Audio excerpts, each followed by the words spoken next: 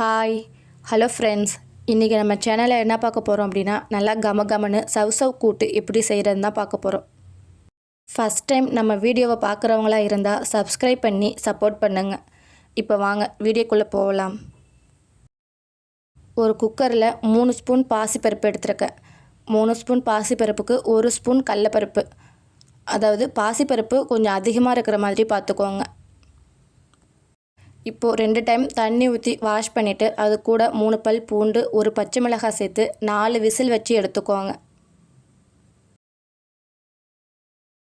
பாசிப்பருப்பு நல்லா மலர்ந்து வெந்திருக்கும். அதே சமயம் கடலப்பருப்பு முழுசாக இருக்கிற மாதிரி இருக்கும். இந்த சவ் கூட்டை சாப்பாடு கூட தொட்டுக்கிட்டு சாப்பிடும்போது கடலப்பருப்பு முழுசாக இருந்தால் அதோடைய டேஸ்ட்டு நல்லாயிருக்கும். அதனால் 4 விசில் மட்டும் வச்சு எடுத்துக்கோங்க. இப்போது பருப்பு எல்லாத்தையும் வேறு ஒரு கிணத்துல மாற்றிட்டு நான் அதே குக்கரை யூஸ் பண்ணிக்கிறேன். நீங்கள் வேறு வானல் கூட யூஸ் பண்ணிக்கலாம். 2 ஸ்பூன் எண்ணெய் ஊற்றிட்டு 1 ஸ்பூன் கடுகு உளுத்தம் பருப்பு சேர்த்து கடுகு வெடித்ததும் அது கூட 1 ஸ்பூன் சோம்பு சேர்த்துக்கிறேன். இந்த கூட்டு செய்கிறதுக்கு ஒரு பெரிய வெங்காயம், ஒரு சவ் 2 பச்சை மிளகாய், ஒரு தக்காளி எடுத்து வச்சுருக்கேன். இப்போது கட் பண்ணி வச்சுருக்கிற வெங்காயத்தையும் சேர்த்து நல்லா வதக்கிக்கோங்க. வெங்காயம் லைட்டாக வதங்கினதுக்கு அப்புறம் அதில் ஒரு கொத்து கருவேப்பிலையும் சேர்த்து வதக்கிக்கோங்க. இப்போது கீறி வச்சுருக்கிற 2 பச்சை மிளகாயும் தக்காளியும் சேர்த்து வதக்கிக்கோங்க. எப்பவுமே தக்காளி வெங்காயம் வதங்கிறதுக்கு உப்பு சேர்த்துப்போம்ல, அதுக்கு தேவையான அளவு உப்பையும் சேர்த்து வதக்கிக்கோங்க.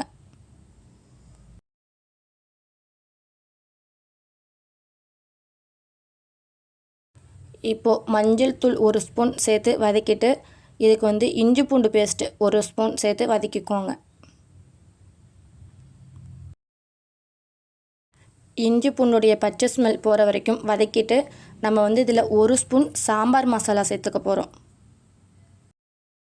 இதோடைய வாசனை நல்லாயிருக்கும். அதனால் 1 ஸ்பூனுக்கு கம்மியாகவே சாம்பார் மசாலா சேர்த்து வதக்கிட்டு நம்ம கட் பண்ணி வச்சுருக்கிற சவுசவியும் சேர்த்து அது கூடயே நல்லா கிண்டி விட்டுக்கோங்க.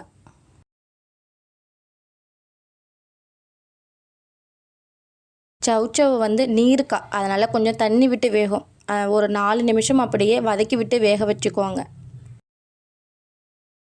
இந்த அளவுக்கு வதங்கினதும் ஏற்கனவே வேக வச்சுருக்கிற பருப்பையும் இது கூட சேர்த்துக்கோங்க. உங்களுக்கு டைம் இல்லை, நம்ம கொஞ்சம் குயிக்காக செய்யணும் அப்படின்னு நினச்சிங்கன்னா நம்ம பருப்பு வேக வச்சோம்ல, அது கூடயே இந்த சவுசவியும் சேர்த்து வேக வச்சுட்டு அப்படியே இந்த ப்ராசஸ் தான். எண்ணெய் ஊற்றி கடுகு போட்டு இந்த வெங்காயம், தக்காளி, இஞ்சி பூண்டு பேஸ்ட்லாம் போட்டு வதக்கிட்டு நம்ம வேக வச்சுருக்கிற பருப்பு சவுசவை சேர்த்து இது கூட சேர்த்து வதக்கிக்கோங்க. நீங்கள் காரக்குழம்பு, வத்த குழம்பு கூடலாம் சேர்த்து சாப்பிட்ற மாதிரி இருந்தால் கெட்டியாக இருந்தால் நல்லாயிருக்கும். அதே சமயம் சாப்பாடு கூட பிசைஞ்சு சாப்பிட்ற மாதிரி இருந்தால் கொஞ்சம் தண்ணியாக வச்சுக்கிட்டிங்கன்னா நல்லாயிருக்கும். இப்போ உப்பு காரம்லாம் டேஸ்ட் பண்ணி பார்த்துட்டு கம்மியாக இருந்துச்சுன்னா சேர்த்துக்கோங்க. 7 நிமிஷம் ஹை ஃப்ளேமில் வச்சு கொதிக்க வச்சிங்க அப்படின்னா காய் வெந்துடும். இந்த காயெல்லாம் சீக்கிரமாக வெந்துடும். அதனால் நீங்கள் ஹை ஃப்ளேமில் வச்சு கொதிக்க வச்சு எடுத்துக்குவாங்க. இப்போது தேங்காய் கூட 1 ஸ்பூன் சோம்பு வச்சு அரைச்சிருக்கேன். அந்த தேங்காய் விழுத 2 ஸ்பூன் சேர்த்துக்கோங்க. தேங்காய் விழுத 1 நிமிஷம் கலந்து விட்டுட்டு கடைசியில் ஒரு கைப்பிடி கொத்தமல்லி தழை தூவி இறக்கிட்டிங்க அப்படின்னா நம்மளுடைய சவ் கூட்டு ரெடி ஆகிடும். ஒரு 5 நிமிஷம் அடுப்புலேயே மூடி வச்சிருந்து அப்புறமா ஓப்பன் பண்ணிங்க அப்படின்னா இன்னுமே கொஞ்சம் கெட்டியாக இருக்கும். ஓகே ஃப்ரெண்ட்ஸ், உங்களுக்கு இந்த மாதிரி ரெசிபிலாம் பிடிச்சிருந்தா மல்லி ஸ்பைசி கிச்சன் யூடியூப் சேனலை சப்ஸ்கிரைப் பண்ணி சப்போர்ட் பண்ணுங்கள். பாய்.